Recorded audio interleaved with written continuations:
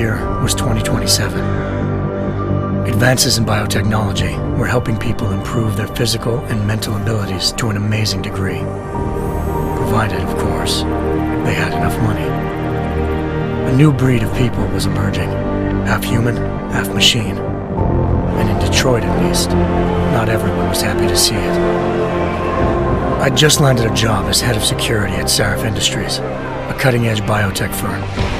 David Sarif himself handpicked me for the job, said he needed me to keep his people safe. My ex, Megan Reed, was one of them. Brilliant neuroscientist, Megan had found a way to make augmentation safe and affordable for everyone. All she had to do was present her research to Congress. But the night before her big meeting, my security measures failed. A team of Black Op mercenaries stormed into Sarif headquarters, massacring everyone in sight. 3 of the mercs were heavily augmented walking tanks. Their mission? Take out Megan and her team. I tried to stop them, but their leader tossed me through a plate glass wall. Last thing I heard as his bullets slammed into my brain was Megan's dying scream. I should have died with her. Only I didn't. High-end military-grade enhancements saved my life. The best augmentation Sarif's money could buy. It took me half a year to get a feel for her. Should have taken longer.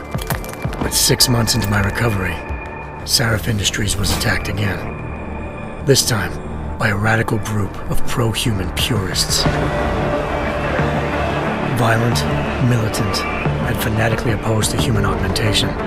They claimed to be members of Humanity Front, a non-profit organization that wanted the UN to limit biotechnology research. The thugs broke into Sarif's factory and found machinists working overtime on a top-secret military augment called the Typhoon. Sarif sent me to retrieve it, and when I did, I found one of the so-called purists next to it, wired with cerebral implants, trying to download its classified specs. Obviously, something more was going on. The AUG killed himself before I could question him. Sarif ordered me to dig deeper, so with the help of Frank Pritchard, Sarif's head of cybersecurity, I did. Turns out a second hacker had been controlling the AUG's actions from somewhere off-site. Pritchard and I tracked his signal to a secret FEMA internment camp in Detroit. The Black Op mercenaries were there. The same mercs who'd left me for dead 6 months before. Figured they'd try again when they saw me. It wasn't so easy for them this time. I took out the tank named Barrett, even got him to give me a new lead. A penthouse apartment in China. Of course, we both knew it would be a trap in the end.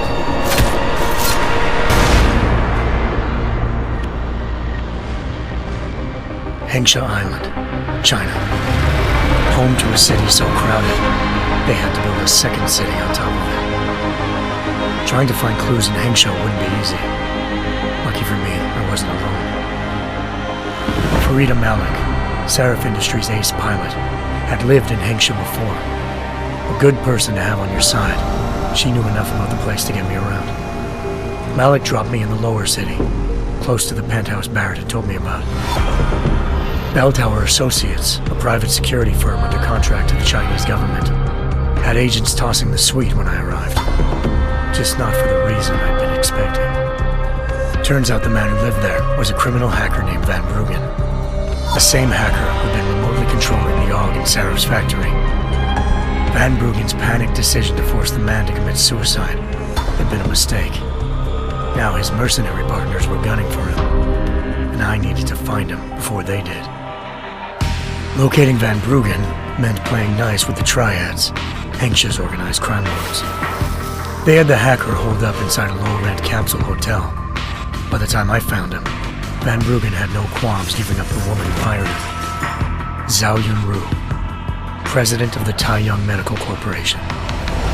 According to Van Bruggen, Zhao wanted to monopolize the augmentation industry and had hired Black Op mercenaries to destabilize her competition. Sarif Industries was at the top of her list. To prove this, I needed to get inside TYM and grab a surveillance hologram off a server. I suspected Van Bruggen was hiding something when he told me this, but nothing could have prepared me for what I saw. Megan wasn't dead. She and her 4 best researchers had been kidnapped, spirited away somewhere while their kidnappers made it look like they were dead. Desperate to learn more, I confronted Zhao in her penthouse. She claimed to be a pawn in a bigger plan, and hinted at a group so powerful it controlled global interests at a whim. Then she slipped into a panic room and hit the alarm, forcing me to make a very quick exit. I figured Zhao was lying, but part of her confession made sense. David Sarif had been worried about his people. So worried, he'd required all of them to have subdermal locator devices surgically implanted. The GPOs would have been broadcasting the day of the attack. But Zhao said a single call to Picus, the world's leader in global 24-hour satellite news, had turned those signals off. I needed to fly to Picus headquarters in Montreal if I wanted to learn more.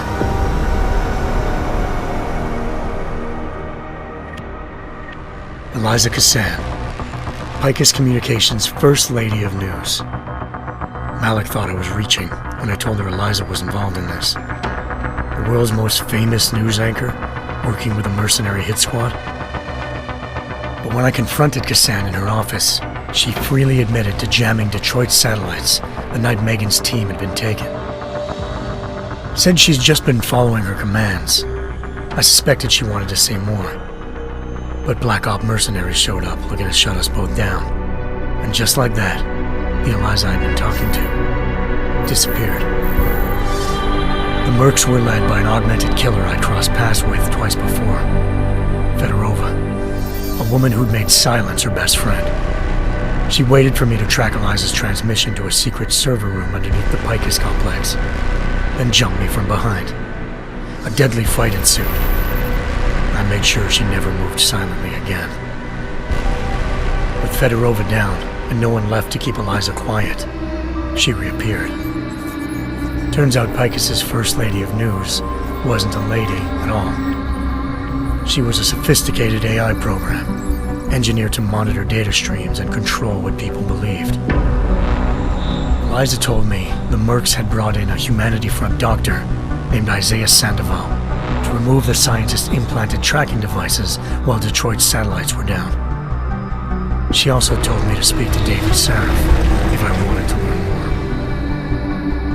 more. By the time Malik and I got back to Detroit, tensions between normal and augmented citizens had reached a flashpoint.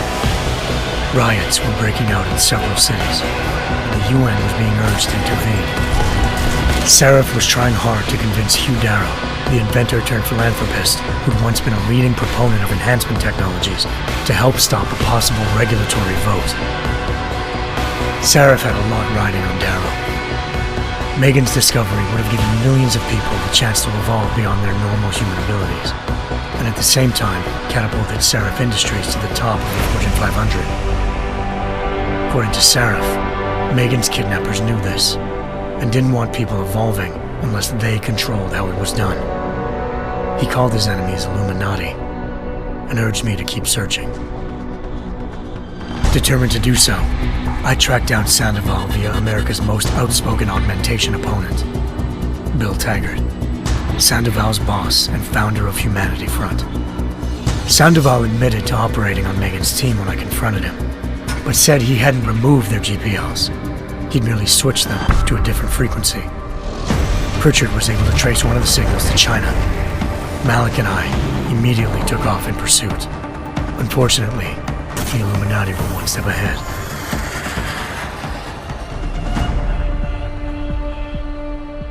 Ambushed.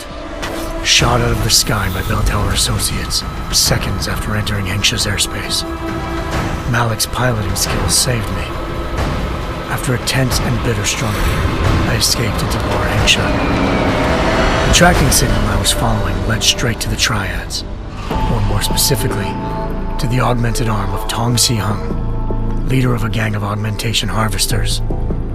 Tong said they'd taken the arm off a corpse, which Bell Tower had left at their door, meaning at least one of Sarif's scientists was dead.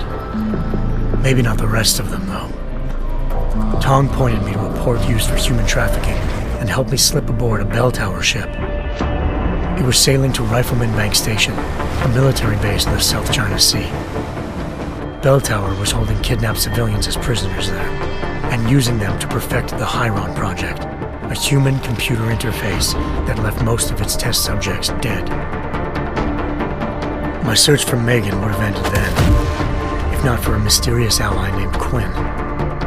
In exchange for my help exposing Bell Tower, he slipped me aboard a second ship headed to Singapore and an Illuminati-run biotech facility called Omega Ranch.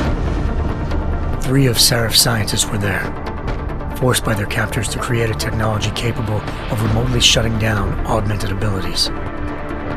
Thanks to an emergency recall notice issued by the World Health Organization, millions of people all over the world already had the biochip installed. With the help of the scientists, I tracked Megan to a private section of the ranch. There, I ran into Yaron Namir, the walking tank who'd put a bullet in my brain the first time we met. He'd teamed up with Zhao and was hoping to catch me off guard. Their little ambush didn't work. I found Megan in a suite belonging to Hugh Darrow, the billionaire philanthropist who'd Seraph had called on for help. Darrow had convinced her to go along with the biochip plan by promising to sabotage the tech. As she was explaining this, Darrow appeared in a global broadcast, telling the world that augmentations would be the death of mankind. Then he activated the biochips to prove his point. All over the world, augmented people flew into a killing frenzy. Darrow had betrayed everyone, and it was up to me to set things right. To do it, I had to reach Panchaea, a massive installation in the Arctic Ocean.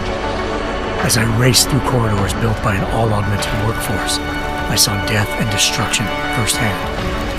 By the time I shut down Darrow's broadcast, I knew the damage he'd done. Still, humanity's future remained unclear. How would the world react to this sabotage? Would people ever regain their faith in augmentations again? What would be the Illuminati's next move? Only time will give us the answers.